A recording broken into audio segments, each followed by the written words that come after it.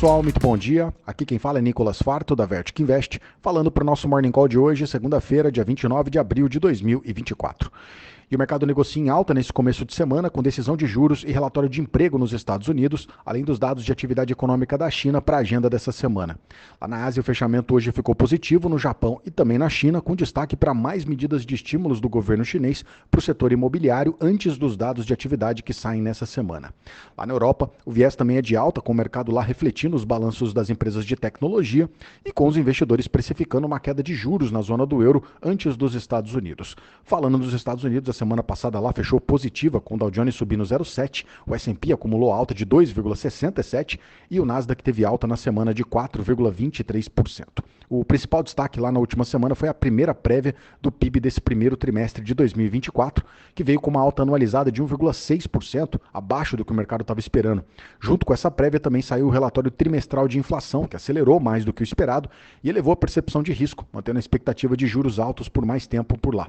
Na sexta-feira acabou vindo aí o relatório de inflação mensal, o PCE, que veio em linha com o consenso e acabou aliviando um pouco a tensão. Na temporada de balanços, o destaque negativo ficou para a Meta, que é a dona do Facebook, e que reportou queda na projeção de lucro para os próximos trimestres e com isso as ações caíram bastante. Já a Alphabet, dona do Google, veio com um relatório aí bem acima do esperado e acabou fazendo com que as ações da empresa subissem bastante na semana passada. Para essa semana, a gente vai ter decisão de juros na quarta-feira, feriado do Dia do Trabalho por aqui. A expectativa é de manutenção na taxa de juros e o foco do mercado deve ficar no comunicado e na entrevista do presidente do banco, que pode dar mais informações sobre as próximas decisões. Fora isso, também sai nessa semana relatório de emprego ADP, relatório JOLTS e na sexta-feira o principal relatório de emprego, o Payroll, que deve dar mais informações sobre a temperatura da atividade no mercado de trabalho americano. Vamos atualizar as bolsas agora. S&P Futuro sobe 0,19, Eurostock 600 sobe 0,26, FTSE de Londres sobe 0,52. No Japão, o Nikkei subiu 0,81 e na China, Xangai Composite subiu 0,79 hoje. O índice dólar, o DXY, está caindo 0,28 e os juros de 10 anos do mercado americano caindo 0,92%, com a taxa anualizada cotada a 4,62.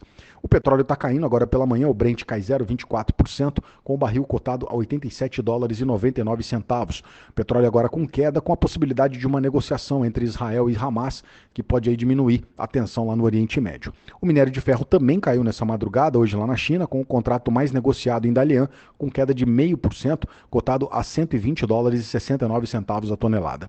No universo cripto, o Bitcoin cai 1,8% nas últimas 24 horas e a criptomoeda segue cotada agora na casa dos 62.500 dólares. Por aqui, o Ibovespa na última semana subiu 1,12 e fechou aos 126.526 pontos. O dólar caiu 0,1 na semana e fechou cotado aos R$ 5,12. Na nossa curva de juros, o movimento foi de queda para os vencimentos mais curtos e o movimento de alta nos vencimentos mais longos. Os juros responderam aos comentários do presidente do Banco Central, Roberto Campos Neto, que reforçou a importância de um cenário fiscal positivo, em contraste com os comentários do diretor do Banco Central, Gabriel Galípolo, que é um dos nomes mais cotados para assumir a presidência do banco no final desse ano. Ele disse que o Banco Central não precisa ser tão cauteloso e que deve continuar cortando a taxa Selic. Lá em Brasília, o Ministério da Fazenda entregou no Congresso o projeto de lei para regulamentar a reforma tributária com a promessa do presidente da Câmara, o Arthur Lira, de aprovar a reforma ainda no primeiro semestre desse ano. Nas ações, destaque para a Petrobras, que subiu na semana com a notícia da aprovação em Assembleia para o pagamento de 50% dos dividendos extraordinários, e na alta, o setor de educação foi o destaque, com a Edux subindo mais de 11% na semana, Cogna subindo mais de 10%, isso porque o JP Morgan soltou um relatório recomendando compra para as empresas do setor. Na queda, o destaque ficou para a Uzi Minas, que caiu mais de 17% na semana, isso porque o balanço da companhia veio abaixo do esperado e acabou frustrando o mercado.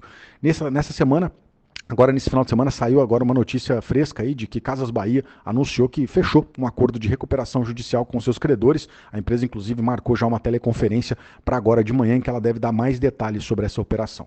E na agenda dessa semana, destaque para os dados de emprego aqui também, com o PNAD contínuo e relatório do CAGED, e também vai sair relatório de produção industrial. Fora isso, o Banco Central vai divulgar estatísticas do setor externo e do mercado de crédito, enquanto o Tesouro Nacional vai divulgar relatório de resultado primário do governo central. Lembrando, quarta-feira, feriado por aqui, a bolsa fica fechada, com o mercado volta a operar normalmente na quinta-feira.